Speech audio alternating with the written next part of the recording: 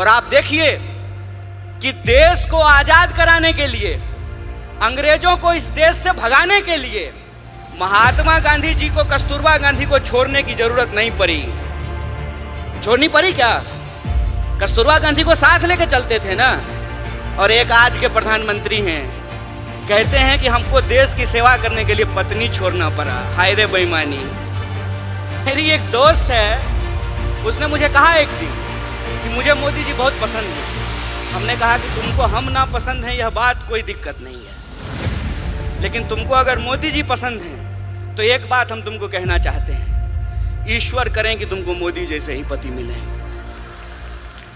हम तो लेते हैं डॉक्टर बाबा साहब भीमराव अंबेडकर का, उनका योगदान है इस देश के संविधान को बनाने में। लेकिन अगर आप संविधान सभा को देखेंगे तो 15 महिलाएं भी उस संविधान सभा की सदस्य थी, जिन्होंने अपने विचार रखने, अपने सलाह दिए, जिससे यह संविधान बन करके तैयार हुआ। वो 15 महिलाएं थी।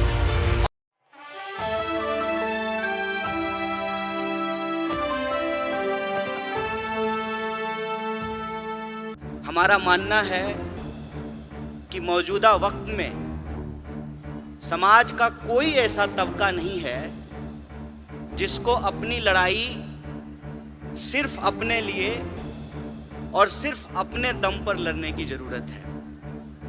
हम जिस दौर में हैं, जिस वक्त में हैं, उसमें हर डिस्कोर्स में एक इंटरसेक्शनैलिटी है।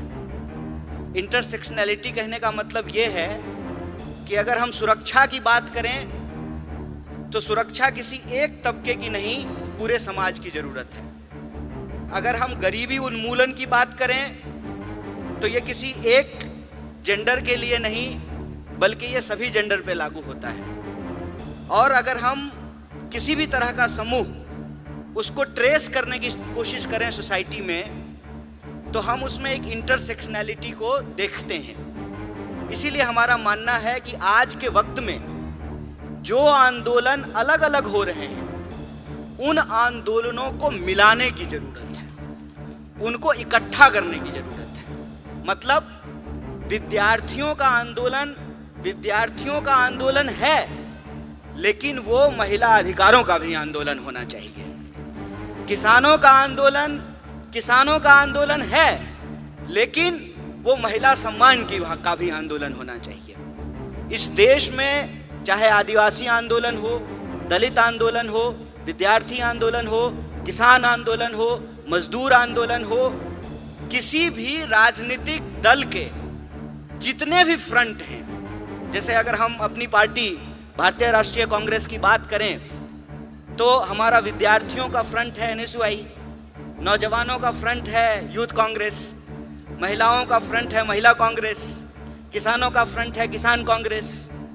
हमारा मानना है कि इन सारे फ्रंट को एक साथ मिल करके, एकजुट होकर के ऐसे काम करना चाहिए जैसे लोकतंत्र के 4 स्तंभ होते हैं। हम सबको एक एक स्तंभ के रूप में काम करना चाहिए, मिल करके काम करना चाहिए। इसीलिए आज जब मैं आपके बीच यहाँ मौजूद हूँ तो भाषण देने के लिए नहीं आया हूँ। हम आपकी हर कार्रवाई में कंधे से कंधे मिला करके दोनों फ्रंटल जो है मिल करके काम करें। और जो देश के सामने चुनौतियां हैं, जिसके बारे में हमारे राष्ट्रीय अध्यक्ष ने भी बताया, महिला कांग्रेस की राष्ट्रीय अध्यक्ष नेता जी ने भी बताया, हमारे ट्रेनिंग प्रोग्राम के सचिन जी ने भी बताया, जो भी स्पीकर आ रहे हैं जो हमको मौजूदा समय में चुनौतियों के बारे में बता रहे हैं, इन चुनौतियों में हमको मिलकर के काम करने की जरूरत है। और हम अपनी पार्टी के भीतर, संगठन के भीतर एक ऐसा माहौल पैदा करें कि समाज के हर तबके के लोग बड़ी सहजता से हमसे जुड़ सकें, हमारे बीच आ सकें। क्योंकि अगर हम विद्यार्थी आंदोलन की बात करें तो जो महिलाएं हैं, जो लड़कियां हैं, वो आधी आबादी है। और अगर हम अपनी मीटिंगों में, अपने संगठन की संरचना में, अपने प्रोग्रामों में अगर उनको प्रॉपर जगह नहीं देंगे, उनके लिए कंफर्टेबल माहौल नहीं पैदा करेंगे, ऐसा पॉलिटिकल कल्चर नहीं बनाएंगे कि वो सहम जाएं, वो आगे ना आए, इसका मतलब विद्यार्थी होने के नाते, विद्यार्थियों का संगठन चलाने के नाते हम समाज की जो आधी आबादी है उसको इग्नोर कर रहे हैं। इसीलिए मैं जब आपसे बात कर रहा हूं तो आपसे ये आग्रह कर रहा हूं कि आपके यहाँ जो विद्यार्थी हैं, जो आपके संगठन से जुड़े हुए हैं, आप उनको हमसे जोड़िए और हम उनके साथ काम करके इस देश में नए तरीके का स्टूडेंट मूवमेंट खड़ा करने का काम करेंगे, विद्यार्थियों के एक तबके को आगे बढ़ाने का काम करेंगे। जैसा कि आप सब लोग जानते हैं कि अभी हमारी पार्टी का एक कार्यक्रम आया है कि कैसे नौजवान यूथ जो विमेन लीडर है उसको नर्चर किया जाए।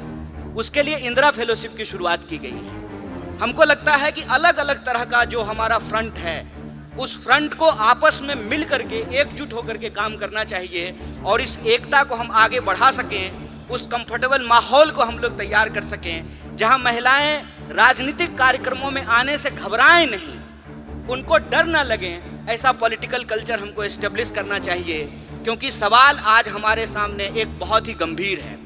गंभीर सवाल ये है कि आपको कुछ चीज़ों को बड़ी बारीकी से देखने और समझने की जरूरत है। ऐसा नहीं है कि हमारे देश में महिला प्रधानमंत्री नहीं हुई, हमारे देश में महिला राष्ट्रपति नहीं हुई, हमारे देश में लोकसभा के स्पीकर नहीं हुई, गवर्नर नहीं हुई, मेयर नहीं हुई, चीफ मिनिस्टर नहीं हुई। ऐसा नहीं है। तो एक तरफ महिलाओं को प्रतिनिधित्व भी मिला, लेकिन दूसरी तरफ आज की अगर हम बात करें तो महिला अपराधों की संख्या में भी बढ़ोतरी हुई है। इस अंतर विरोध को हमको समझना पड़ेगा। ऐसा कैसे हो रहा है? ऐसा अगर इस देश के इतिहास को हम बारीकी से देखेंगे तो हमको समझ में आएगा। जैसा कि हमारे राष्ट्रीय अध्यक्ष ने कहा कि जो अपने आप को विकसित देश कहते हैं, उन विकसित देशों में भी महिलाओं और पुरुषों को बराबरी के वोट के अधिकार नहीं मिले थे। अमेरिका में 1 पर्सन 1 वोट के लिए एक बहुत बड़ा आंदोलन किया गया था, लेकिन ये हमारे पुरखों की देन है, जो हमारे फाउंडिंग मदर्स एंड फादर्स हैं। उन्होंने इस तरीके का संविधान बनाया कि आजादी के साथ ही हमको वोट का अधिकार मिल गया। आप लोगों को यह बात जाननी चाहिए कि हम नाम तो लेते हैं डॉक्टर बाबा साहब भीमराव अंबेडकर का, उनका योगदान है इस देश के संविधान को बनाने में, लेकिन अगर आप संविधान सभा को देखेंगे तो 15 महिलाएं भी उस संविधान सभा की सदस्य थी, जिन्होंने अपने विचार रखने, अपने सलाह दिए, जिससे यह संविधान बन करके तैयार हुआ। वो 15 महिलाएं थी और वो अलग अलग समुदाय से थी, अलग अलग जो है क्षेत्र से थी, अलग अलग पृष्ठभूमि से थी। उन्होंने अपना योगदान दिया है। इस देश के इतिहास को अगर हम देखें तो आप महात्मा गांधी के योगदान को भुला नहीं सकते हैं। सबसे ज्यादा जो एंटी कॉलोनियल मूवमेंट पूरी दुनिया में हुआ, महिलाओं को आंदोलन से जोड़ने का काम अगर किसी व्यक्ति ने किया तो उस व्यक्ति का नाम महात्मा गांधी है। और आप देखिए कि देश को आजाद कराने के लिए, अंग्रेजों को इस देश से भगाने के लिए महात्मा गांधी जी को कस्तूरबा गांधी को छोड़ने की जरूरत नहीं पड़ी। छोड़नी पड़ी क्या? कस्तूरबा गांधी को साथ लेकर चलते थे ना। और एक आज के प्रधानमंत्री हैं, कहते हैं कि हमको देश की सेवा करने के लिए पत्नी छोड़ना पड़ा। हाय रे बेईमानी।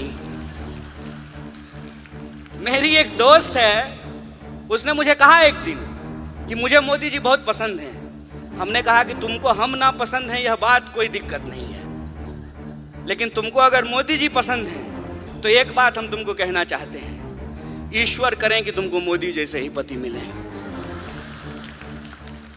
दूर से बात बहुत अच्छा लगता है, अपने पे जब अगर बात आ जाए तो उसका असर समझ में आने लगता है। आप मुझे बताइए, जो महिलाएं ये कह रही थी कि बृजभूषण जी ने कुछ नहीं किया, रह पाएंगी बृजभूषण के साथ? जीवन बिता पाएंगी उसके साथ?